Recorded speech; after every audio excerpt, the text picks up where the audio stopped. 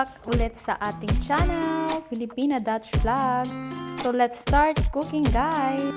Meron ba kayong hinog na saging? Kung meron, gawin nyo to. Mapapawaw ka sa sarap. Gusto mo bang maging lasang manok ang iyong saging? So try nyo na to, guys. Baka naman magustuhan.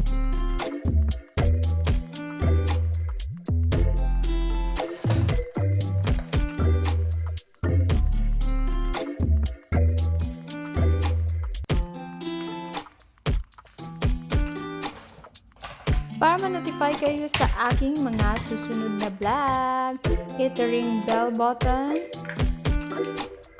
Haluin lang ng mabuti ang ating mga ingredients. Maglagay ng kunting tubig.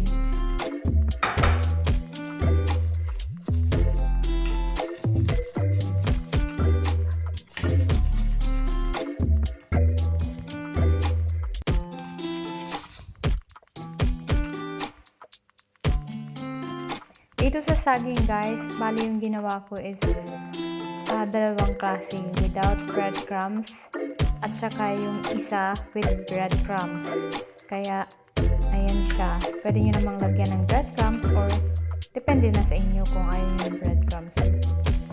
Nasa sa inyo na rin yung choice. Nasa sa inyo na rin yung choice, guys. So ayun na nga, guys, sa ating oil dapat hindi siya masyadong hot para hindi siya mabilis masunog. Kailangan dahan-dahan lang yung ating oil. So ito na nga, guys, ready na ang ating lumpiang saging. Sana nagustuhan nyo. Don't forget